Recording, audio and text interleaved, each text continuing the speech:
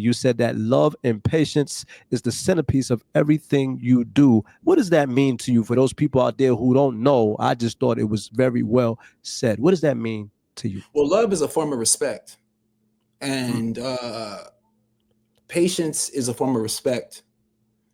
And if you respect your craft, then you will, because love is a word that's used loosely, but it's a form of respect that I have for my instrument and those that come before me.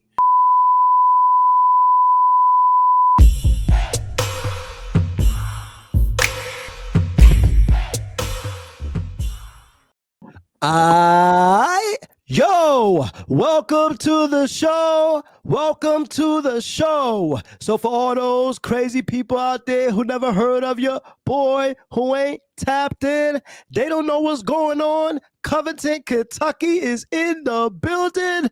Give us your name and tell us what you do in a couple of seconds. My name is Reggie Revels. I'm an artist and just, a reflection of my environment and a reflection of my community. And I'm just manifesting out of where I am. How I do anything is how I forever do everything. And the hope is always going to bloom. All right. So let's go back to where it all started for you in Kentucky with your moms, your dad, your pops, all of that. How did you fall in love with the arts? It was just a reflection of my community, my environment, like growing up in the hood, and my mom and dad busting their tail to get us out of the hood. You kind of you giving certain things, so I give you an example, the first piece of art is the Kool-Aid. Because you know how to take that red Kool-Aid, mix it with that blue Kool-Aid. Now you cooking, right? You know how to, you're mixing colors. You don't even know what you're mixing, but you're mixing colors. You have an idea. It's somewhere ignited in you. So that was the first creative measure, figuring out what to eat in the crib and then bringing that all together. And that's the first step, right? And then everything else just unravels out of that, right? Because we're a product of our environment. So we're only going to project and reflect the spaces that we feel and hear and see and smell, right? So, that's where it started at for me. And being raised by my grandmother. Without my grandmother, I wouldn't be doing a lot of things. So my grandmother took care of us. My grandmother raised my mom and my dad. And while my mom and my dad worked hard to get us out of the hood, and yeah. All right, I like that. So let me ask you this. Being in the hood, obviously you got so much negative things that go on in the hood, people gang banging, slanging, all of that, drugs, all of that, the whole nine. Was it looked upon you, at that time? Like, did people look at you in a weird way because you were into the most art definitely. And it was different? Did people look at you in a different way? Yeah, for sure. Yeah, they always, growing up, I was always different because it was kind of that vibe, being in that environment. Like when you're around, like I grew up around a different kind of environment, so a lot of people that I grew up around, it was kind of like motivating me and pushing me a little bit. I ran into a couple incidents. One time, I'll give you a funny story. I had an incident at the Boys and Girls Club and I was playing this dude one-on-one and I beat him and he got so mad. Him and his boy tried to jump me by the foosball table. That was my first time ever getting into a fight. I'll never forget that. And that was the only time I ever had a situation and they really tried to bully me or whatever. But it was him and his boy. We was kids. I beat him in basketball and he got mad. That was probably the only experience I can reflect on. I could say to where well, dang, that was the only experience. But no, I never really had that. I always had protection and people that always looked out for me. You know what I mean? And OGs and people that told me go home and do this, take this money and go home and get something to eat and lay down. You know what I mean? Go over this way, get out the way, go stay out the way. This ain't none of your business. You know what I mean? Stay in your lane. You know what I mean? And I'm grateful for the community and the people that helped me out. They may not be here with us, but they are here with us because they're the ones who gave me some game. You know what I mean? Because, one wrong decision can mess it up for your whole team. So, I couldn't let them down and let myself down, or mama down. My mom's working 2-3 jobs. You know what I mean? My mom, my dad was working 2-3 jobs, and then they was hustling, trying to get us out of the neighborhood and trying to get us a house and do what they had to do. And my mom, my mom put that work in. My dad put that work in. So, I'm grateful for that. Shout out to moms and dads for putting in the work. I like it. So And you said you beat your friend in basketball. What's up? Can you tell us the final score? Oh man, What nah, had him so pissed? we was kids. He Did was you just mad. blow him out or what? Yeah, no, we was kids, man. We was kids, and they gotta, how it is. He didn't score, and he got mad, and I really wasn't, thinking about it. I thought it was just fun until I got upstairs by the foosball table. Him and his boy tried to, bully me. Whatever. It didn't work. Life changes. Okay. Well said, well said, well said. So you mentioned your grandmother being very important to you and instilled a lot of things to you in your younger age. What was one of the things that stood out to you about your grandmoms that she really taught you growing up that you still kind of take with you today? My grandma put a lot of pain in, like, you know what I'm saying? Like, she put a lot of work in, she did a lot for our family. She took a lot of risk. She was like the backbone of our family, the foundation. My grandmother's the foundation, the groundwork of our family, the knowledge, the wisdom, you know what I mean? The educational standpoint, you know what I mean? I couldn't even read until my grandma taught me. So, for me, it's just about, I guess standing on the shoulders of those that's helped me and carried me and doing right by that and seeing their way through, and I feel like, my grandmother introduced me to Picasso. My grandmother introduced me to Van Gogh, Seurat. My grandmother introduced me to Basquiat, Michelangelo, everything, it can go, the list goes on and on. Anything that I do, everything, style, scent, smell, texture, my environment, the way I live my life, I've learned from my grandma. She taught me how to do a lot. Nice. So she introducing you to Michelangelo and all these people, these prominent figures in the art game. What's up? What was your first thing that you learned how to do? Were you drawing stick man? Were you drawing portraits already? I never really got into that stick man thing, the stick version. But I would my first form of art was my words, because I started off writing poems. So I was writing poems. Was going from here to there, and then it unraveled to drawing. And one day I got bored of writing poems, and I was like, let me draw some, and I drew it. And I was inspired by it, and I drew it. And then next thing you know, that's how it happens. You know what I mean? My grandmother has a lot of art in her house. So when you go in her house, it's like a lot of art all over the place. And my dad has art too. And I used to see these things growing up, like these African masks, or these paintings, or like this Picasso painting, or some crazy stuff. I would see it. I'm like, yo, what is this? You know what I mean? Then I did my research. My grandmother broke it all the way down. She broke like the perspective of how Picasso like frames his work. My grandmother's like, she would quiz me like, what is cubism, or what is this, and she would break it down. Where did it come from? And then it comes back down to, African culture, because it came from African culture. Like a lot of what Picasso does is a reflection of African culture, you know what I mean? And the cubism, because it comes from the object. Cubism is like how they used to build the pyramids. And he used to cube the shapes. So, you know what I mean? And stack them on top of each other. So my grandmother introduced me to Basquiat. She introduced me to Basquiat. That was a vibe. And my favorite is Van Gogh. Van Gogh. I love Van Gogh. Yeah, I like Van Gogh more than a lot. I like Van Gogh more than a lot of them. So let me ask you this in terms of art, because it looks like your grandmother just put you on game. I like it. Who's your top 5 artists or painters or what have you in the art game for you, for Reggie Revels? Who's your top 5 artists in terms of painting or drawing, sculptures, all of that in the art game? I would say that my top 5 artists, I would say the first one is Van Gogh. The second one is Picasso. Then I would probably say, that's tough. I like Basquiat. Okay. Two more. I think it's Phil Glass or Chuck Close. One of them, he did this painting. It's actually, my friend has one, but it's down here on this train station. It's like this. He did this painting of Phil Glass, this artist. His name is Chuck Close, and he was in a wheelchair, and he lived in the Soho, And he did these big, massive paintings. You can look it up when you get a chance. Look up the Phil Glass painting. It's dope. Yeah. And I would probably say one more. That's tough, man. That's really tough. That's really tough. I couldn't even tell you. I'll probably say, I would say Andy Warhol. Andy Warhol. Yeah. Okay. Because Andy, you can. He transcended digital, like pop art. Like he's like, that Coca-Cola can, the Campbell soup, that's all him. You know what I mean? So it's like, and it's still him today. You know what I mean? So that's pretty dope.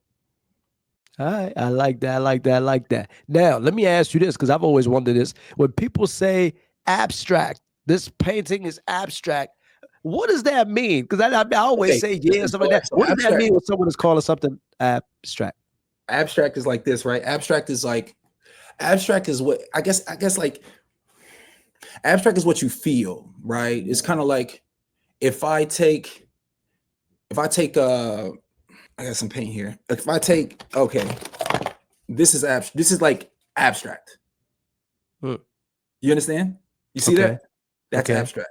All right. This is contemporary. That's an eagle. Right? You get the difference? Abstract is kind of like, abstract is whatever I say it is. I feel like it's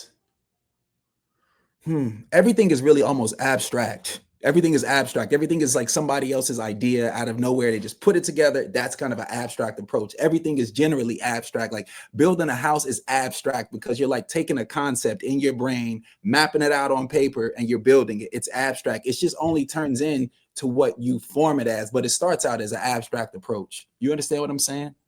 Okay. I like that. This is like, so basically abstract. This is like your abstract view right here. And this would be like your contemporary view, right? Okay. It's a kind of a different, it's a difference between approaches. Like you have avant-garde, like I play the trumpet, right? So I'll give you an example.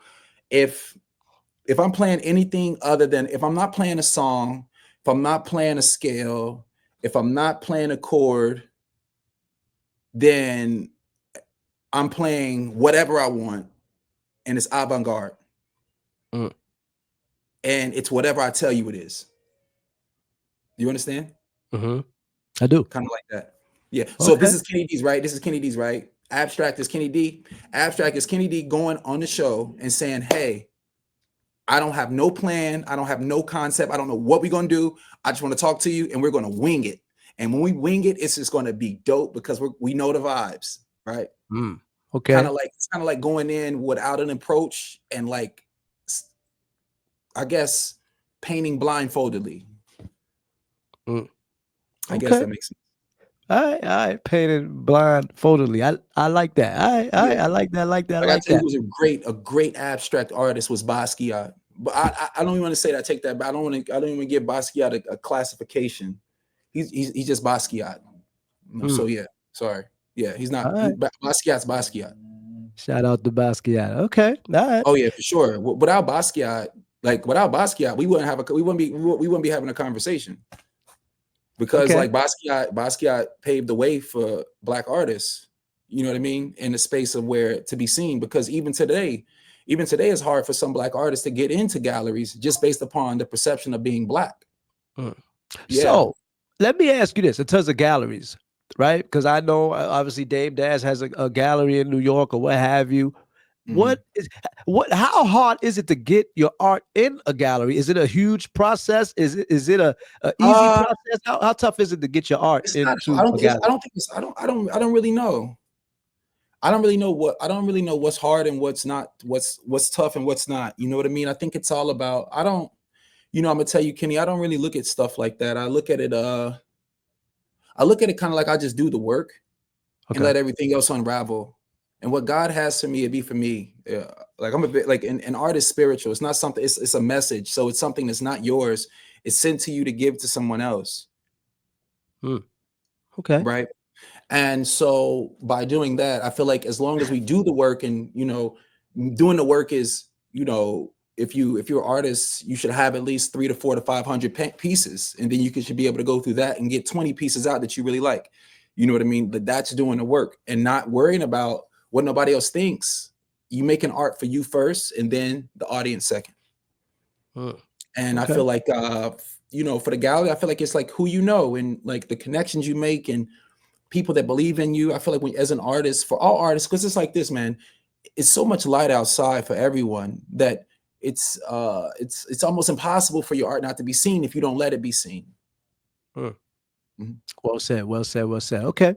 Yo, if you are just tuning in, you are tuned in to the Pimp Game Podcast, where we highlight positive, intelligent, motivated people each and every single week. And today we got a special one. That's right. Kentucky's own finest. That's right. Mr. Reggie Revels right here on the Pimp Game Podcast. So let's transition a little bit. You are mean in the studio in terms of lyrically, all of that. You remind me of a 90s rapper. What would you say is like your style? I don't know, Tupac Shakur, Mobb Deep. Who is Reggie Rev's style like? I feel like music is just like another form of art. And it's like, I spend a lot of time like painting and writing and reading, like a lot of time.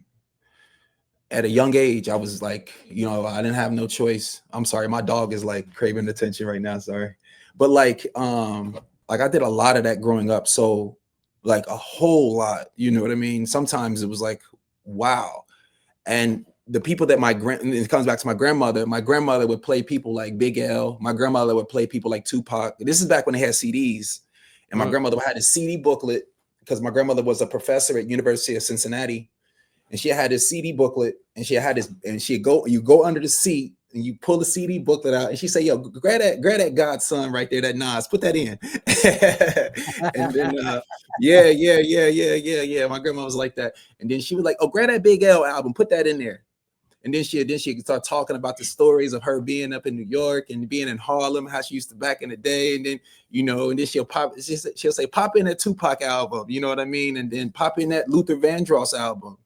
You know, I didn't know anything until I didn't know anything till I was taught and raised in it. Like I was raised on a song. So it was like, I was raised on a song and a piece of art. You know, like when you go in my house, my grandmother has these beautiful pieces. She has a beautiful piano. And then when you get dropped off in the summertime, it's like, you're going to have to read.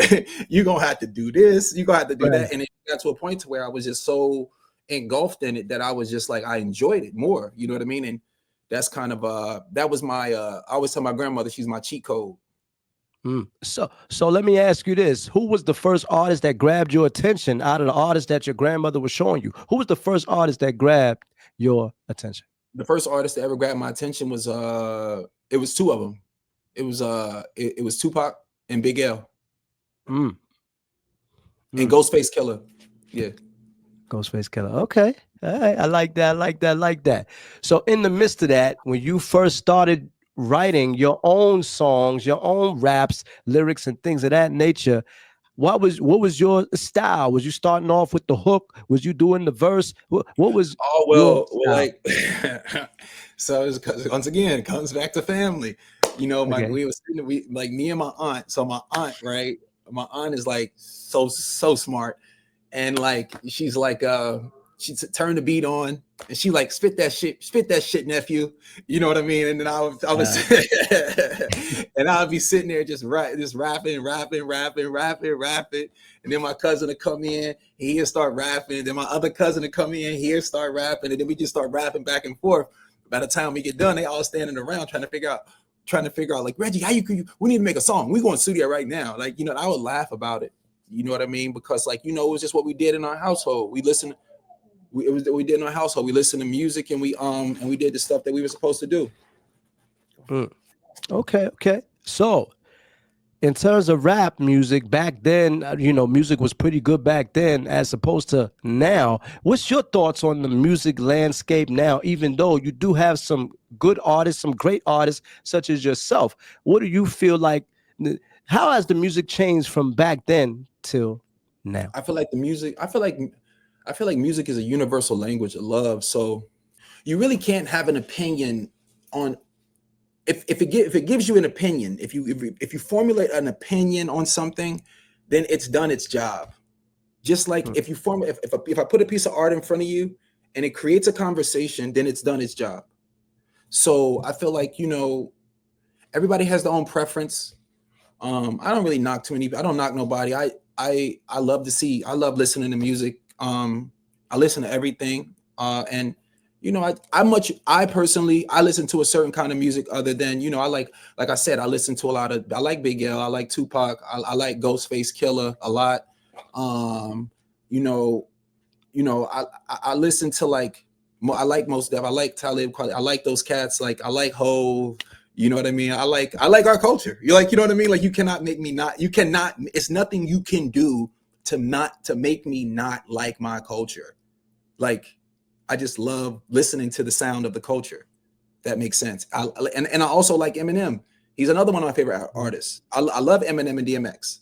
I used to take DMX rhymes and write them. Me and my boy used to write DMX rhymes when we was in Job Corps. Like that's why, you know what I mean? That's when I first got in a freestyle battle. Our first freestyle battle was in Job Corps. So at Job Corps, did you win? Did you lose? You could tell us right here on the Pimp Game Podcast. Did you win the battle or did you lose? I won. Yeah. Okay. All right. Yeah. One of the things I was checking you out for, one of the things that you said, I thought it was very profound to me. You said that love and patience is the centerpiece of everything you do. What does that mean to you? For those people out there who don't know, I just thought it was very well said. What does that mean to you? Well, love is a form of respect. And patience is a form of respect. And if you respect your craft, then you will, because love is a word that's used loosely, but it's a form of respect that I have for my instrument and those that come before me. Like my teacher, Dr. Barry Harris. Dr. Barry Harris is a savant pianist. He played with Thelonious Monk. He played with Lee Morgan. He played with all these cats. You know what I mean? He taught a lot of cats. You could look him up. You know what I mean? Like, and he taught me a lot. Without him, I wouldn't be sounding. Without Dr. Barry Harris, I wouldn't be sounding or playing my trumpet the way I'm playing it. Without me growing up in Covington, Kentucky, on East 18th Street to 13th Street, all the way back out to Forest Park, I wouldn't know how to rap. So it's like, I don't know, man. It's a reflection of who we are and what we do, and that love and that patience just comes from understanding that people have done the work before you. They laid the answers. They've done the work before. It's like when we sit in the studio and I'm sitting there talking to God, I'm like, yo, like if you listen to this Curtis Mayfield album, like the answers to the album is all here. Like you just got to listen. You know what I mean? And it's like, because they laid the foundation, they did the work. It's all there. All we have to do is listen and be coherent and obedient and like use our discernment. You know what I'm saying? All right. So let me ask you this. In terms of you being from Kentucky, another artist from Kentucky is Bryson Tiller. Do you feel you guys get the just due that, that maybe some of these other artists get from New York, Cali, DC, all of this stuff? Do you feel you guys are underrated just a little bit, Kentucky? For sure, because I believe that Kentucky is underrated because, well, for one, we're at the top of the South. So when you're at the top of the South, it's a whole different energy than being deep in the South. We right by the Mason-Dixon line. You know what I mean? Covington, Kentucky is probably as big as Central Park. Central Park's probably bigger than Covington, Kentucky. You know what I'm saying? Like it's like it's not that big. You know what I mean? And like we don't have being from there, you don't have there's no, like, for example, if you want to have an escape, there is no escape. They're just driving down to the river and watching the water and letting the water settle your mind, or taking your trumpet, going to play on the flood wall on 15th Street. Right. And you know what I mean? For me, that's what I did. You know what I mean? Like, so, it's interesting, but I think I know we're overlooking. I think that, over time that people that really take heed to it and understand, that the music is a reflection of who we are, and it's meant to bring people together, to unite and to elevate. And I feel that, as time unravels, I feel like, people that, catch wind of that, but I don't really worry about that. I'd rather just focus on making good music that resonates with me, and then and God willing, it could resonate with somebody else, and being a reflection of my environment and a reflection of my neighborhood and my family, through sound, because that's where faith and sound comes from. Fasting for faith to feel the sound, it comes from within. Sound comes before we speak. So that's kind of the reflection I am within my music. Okay, I like that. So let me ask you this, because I was checking you out. I saw arrogance is weak. I saw that. I was feeling that. I really like that. You got your own style. How important is it for artists such as yourself or any other artists out there to have their own style instead of copying someone else or what someone else is doing? How important is it to have your own style? Well, I feel like this, right? I think that like, with practice, you create your own, like you ever heard the saying, somebody, he's living in his own world? You ever heard that saying? Yes. Well, within the music, if you get to a point to where you actually see your sword sharpened, because like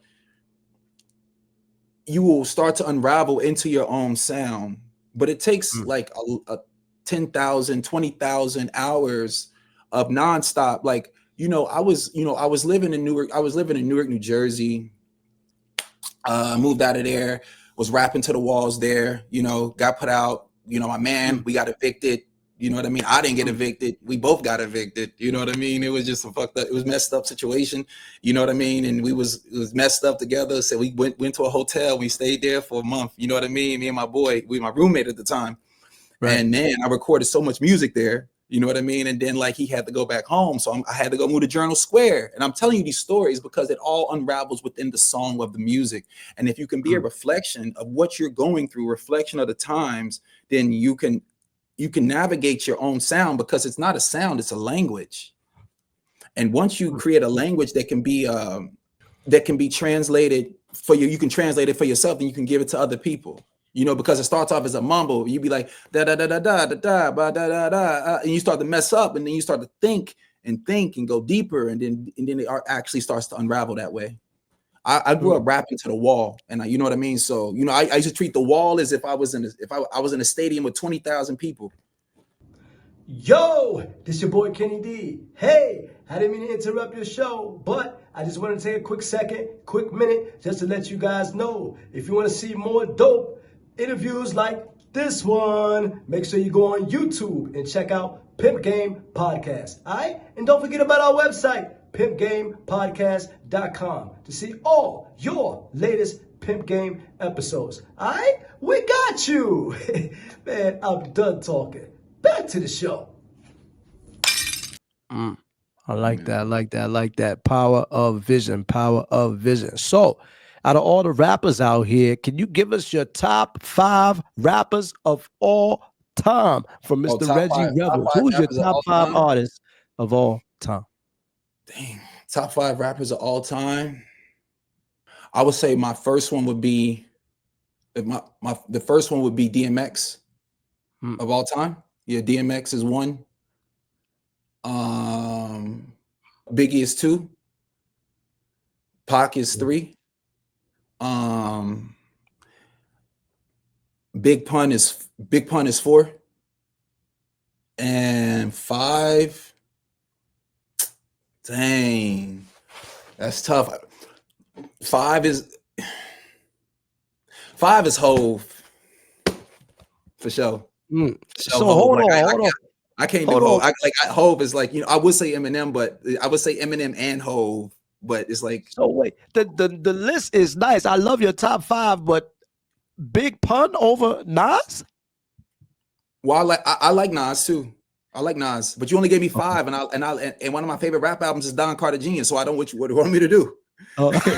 Like, I'm just being honest. Like, if you go listen to the album, you could be like, you can listen and understand the nuances. Once again, Big Pun is one of the greatest of all time. He will always be. DMX is the foundation. DMX, Biggie, Pac, these guys, Jay, they're all the foundation of music. You know what I mean? Like, without them, we wouldn't even have no direction of sound. We wouldn't have nothing to listen to. We wouldn't know we wouldn't even know how to dress if it wasn't for these guys. Like what did Hov say? What did Hov says? I can't remember something. I forgot what he said, but anyway, like, it was a song he has with Beanie Siegel. He said, "You dress cute when the war is on. My gun shoots like fast fours on." No, but anyway, Beanie said that. But the moral of the story is they give you these perspectives and these identities, you know, that you can either grasp hold of or you can just not. You know what I mean? And I like, you know, I like Big Pun though. You know what I mean? So yeah. Okay, I like that. I like that. And I like Nas too. That's not like a, you know what I mean? Like I would say Nas over Jay-Z. Okay. But it's like they come together. Like Nas, they're in a whole nother like it's like, you know how you have Van Goghs, Picassos, Basquiat's, like that's them. Those are those guys. You know what I mean? Like those guys go in a whole nother situation. Another lane. I see what you're saying. Yeah, those guys in a whole nother lane, like Kanye, all those guys. Those guys in a whole nother lane. It's like it's not even a conversation. You know what I mean? Like these guys is like, yeah, it's different. Okay, I like that. Those guys are different. So let me ask you this: if Reggie was yourself, if you had on your executive hat, Mr. Leor Cohen, yourself, you were a record exec at one of these big time labels, Def Jam, Sony, Universal, what would you do first to maybe make the music better in this time that we're in now, your executive hat? If I was an executive at a label, what would I do? Oh, the first thing I would do, I would go to places, like I would treat it like I'm recruiting for a sport, like an athlete. So I would go to places like a Job Corps. I would go to places like prisons. I would try to find the guy in prison. I would go to the block. I would find that guy in the hood. I would go to the projects. I'm gonna find him because there's some wisdom. There's somebody there who has a voice that has no way to get out, and they have something to say. And then I like, you know what I mean? I would go to, but they have to be from the trenches. If you don't know that language, if you're not a trench baby, it's going to be a hard time for you to really like understand the language of what I'm saying about when I mean that by that, because the words empowerment comes from struggle. So if I'm struggling and I'm speaking empowerment over my life with conviction over a microphone, then it's going into your ears, and now it's psychologically morphed into you. So it's kind of like, you know, I would find somebody who really can rap and play an instrument. If they can't play an instrument, I'll teach them. But yeah, for sure, I teach them how to read music and all that stuff. But I don't, you know, like I said, I don't believe, you know, it's not what's on you, it's what's in you. So so it really doesn't matter where you come from. But me personally, I will be looking for like a Big L. Like I will be looking for a Marshall Mathers. I will be looking for Earl Sim. I will be looking for these guys, you know. Okay. So would Reggie Revels be giving out 360 deals, or I don't know, what would you be doing? What type of deals would you be giving artists? I would definitely manage and like get them in a position to be successful, and they would be well taken care of. Because because you got to take care of your people. So yeah, they would be well taken care of. If I was managing an artist, I don't think they would get 360 deal. I think I would give them the opportunity to have their music.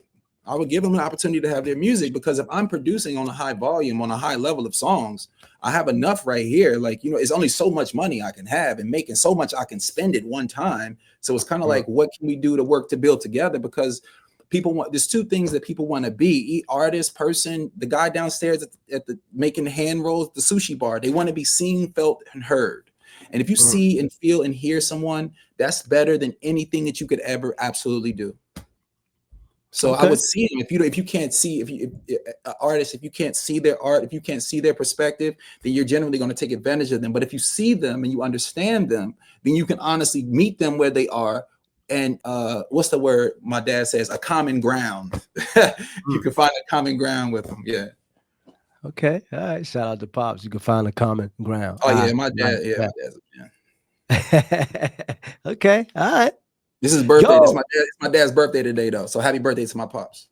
All right. Happy birthday to Pops. I like that.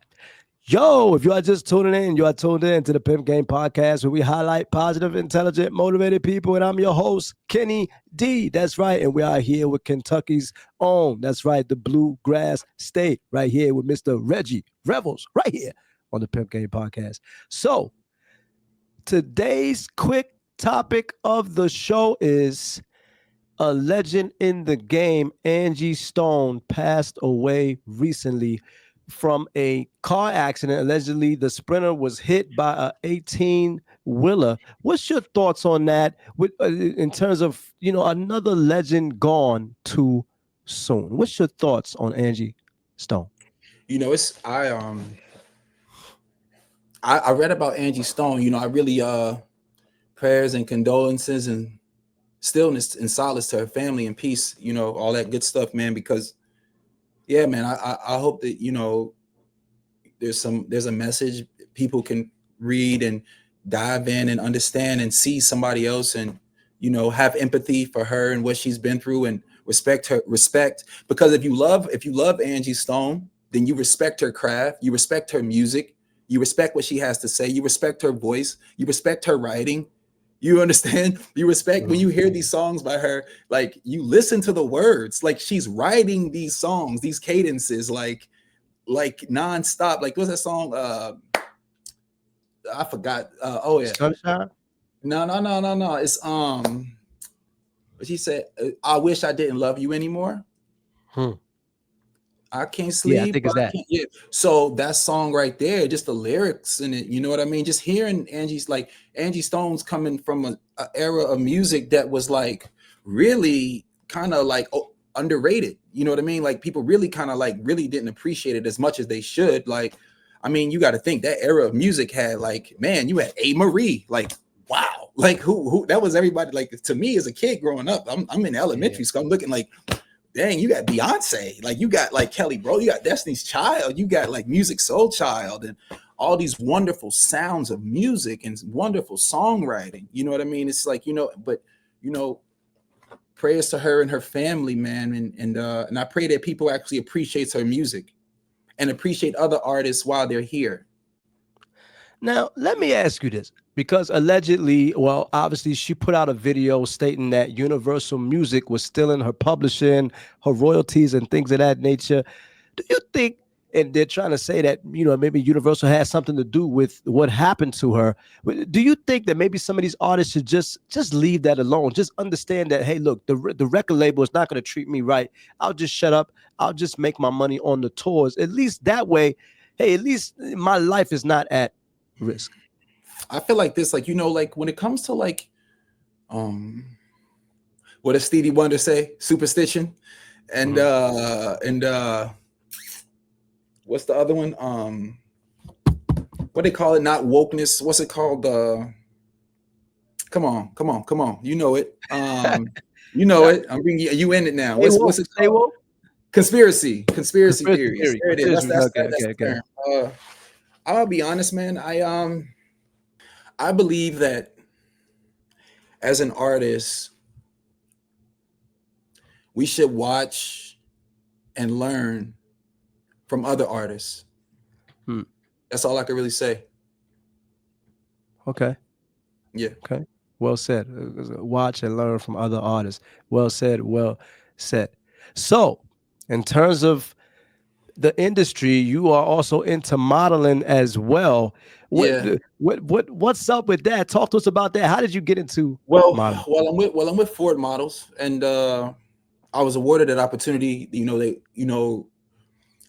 So a while ago when I first got to New York, I met this guy, he's a photographer. He's a really good dude. His name is Cliff Watts, and he helped me out a whole lot. Did a lot for me in my life. Did a lot for me, teaching me, helping me, guiding me, giving me understanding, telling me where to go, where not to go, telling me go left, don't go right, don't go left, don't go over there, stay right here, wait. You know what I mean? Like, and without that guidance, I wouldn't know how to navigate where I'm at today. Like when I first moved to New York, I was in a situation, and she was a big model. She was the big time. You know what I mean? And I was like, I was small fry. I didn't even think about it, until she mentioned it. And watching someone pursue their dreams and their passion while they tell you that you can do it kind of like motivates you and builds up a certain catalyst in you to be like, wow, I can do it. I didn't know that, because psychologically you didn't know anything about that, And so a good friend of mine, he helped me out a lot. This guy, Cliff Watts, helped me out a lot. And just, man, helped me out a whole lot and protected me and guided me and kept me away from, yeah, I'm really grateful for the village and the people that's carrying me, man. Cause like, yeah, I'm really grateful. And yeah. So let me ask you this: in terms of modeling, how disciplined do you have to be? Because your body has to be tight, the six pack got to be tight, everything got to be tight because you got to appeal to the public. It's all about what they see. It's beauty, it's aesthetics. How disciplined do you have to be? I just feel like when you get caught up in that game, trying to chase looks, that's a form of vanity for me. You know, I don't like the worst thing you could do is be vain to yourself and lust after yourself, because then you formulate this opinionated version of you in your head, and the balance is off because like the vision of you in your head isn't matching the vision of the people around you. So all the while, and if you're in your mind and people around you is like, yo, I love your energy, man, but in your mind you like, man, I don't like this shit. I ain't trying to go over there. I ain't mess with them. They ain't feeling me. They don't like me. You know how I get, right? Right. So like when you get so caught up in your own, this is why I love Biggie. My favorite Biggie song is 10 Crack Commandments, because he says this: never get high on your own supply. Right. So with that being said, you can't get you get like, that's a rule. You get high off yourself. Like that's like you being a drug dealer and you supposed to be selling dope and you over here shooting it up. You know what I mean? It's like that's the same circumstances. So like, you know, I'm grateful that I've never been like that. But I just, for me, what keeps my mind sharp is what's always I love boxing. I've always been boxing. I've been boxing all my life. I love boxing. Without boxing, I don't know. Boxing saved my life. So I'm grateful for that. So in terms of boxing, obviously we just had a fight that went the full distance, 12 rounds, Tank versus Roach the other day. What's up? What was your thoughts on the fight? Did you think that it was good? What's up with the fight? I like Tank. I like Tank a lot. Yeah, I like Tank. I like Tank because he's like, he just doesn't care about nothing. He just likes, he focuses on his craft. You know, he don't drink, he don't smoke, he don't do nothing. All he does is box, you know, and Lamont Roach was such a monster, bro. He was like so strong fighting. He was just fighting so classic style with the shoulder roll. He was into the shell. Like it was a beautiful fight. Like, but the thing is though, it's not, people don't really see it that way. You know, they're so used to seeing this and that. They don't really, they have to really reset and reprogram their mind and say, this is the new era of boxing. These are the guys. These are the ones. Like, you know what I mean? Like, you know, Lamont Roach, to me, man, he did his thing. He held his own. I love an underdog, you know? So in reference to the underdog, let me ask you this. Do you think they're not going to allow him to win the title or beat Tank unless he knocks him out? It's going to have to be that. Would you agree with that statement? I just feel like, you know, in boxing, it's boxing. You know, for example, when it comes to boxing, right? There's coaches and there's players, there's boxers, and there's viewers. I love viewing because I love boxing and I appreciate it and respect it.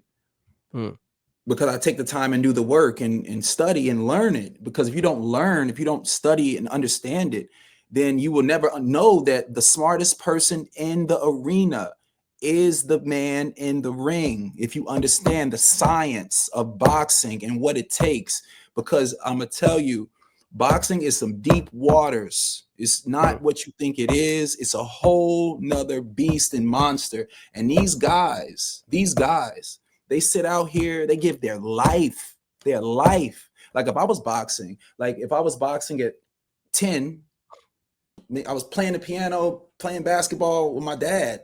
You know what I mean? But, you know, I would have been boxing, right? These guys boxing at 7, 8, 9 years old, 6 years old, from nothing. And people laugh at them when they see their downfall, but they don't really have empathy for what they come from. You're watching my fight on YouTube saying, man, he was so good, but what about now? Respect me right now. One of my favorite fighters is from Cincinnati. His name is Adrian Broner. I really liked him. He was really good, you know. I liked him. I like when he was fighting. I like, who else did I like? I liked back in that era, that small era right there. Floyd, Adrian Bronner, who else?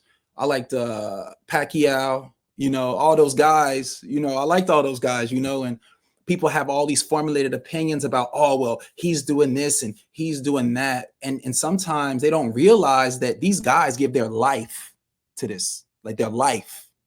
And if you give your life to something where you're going in the gym every single day, 365 days, and you're throwing over 20,000 punches every single day, you're training from 9 to 4 p.m.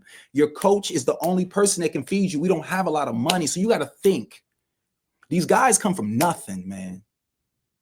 Like nothing. So people who formulate this opinion, oh, Floyd got all this money. Yes, he does. Yes, he does. Yes, and he deserves that. He put the time in for that. Every boxer that's had success, oh, this guy got a belt, he shouldn't have got one. Yes, he does. He deserves that. Lamont Roach came into the fight with a belt. You know what I mean? Like, you know, Tank Davis comes into the fight with a belt. Like, they deserve these things, and they see people doing this and doing that, and you know, these guys work for this, man.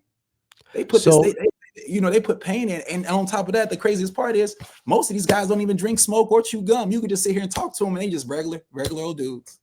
So let me ask you this: do you think there'll be a rematch of Tank and Lamont Roach? I want to see Tank. I want to see Tank fight Devin Haney. Or see Tank fight somebody like Shakur Stevenson. And I want to see Lamont Roach fight Ryan Garcia. Yeah, that'd be a good fight. Lamont Roach versus Ryan Garcia or Devin Haney. That'd be pretty cool.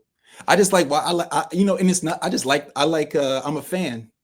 I like watching it. I like the build up to the fight. I like watching the workouts. I like, you know what I mean? It's just good stuff, man. It's really good stuff. It's really, because boxing to me isn't a sport. It's a message. It's like it's something else. It's something else other than sport. It's like, it's a whole nother beast.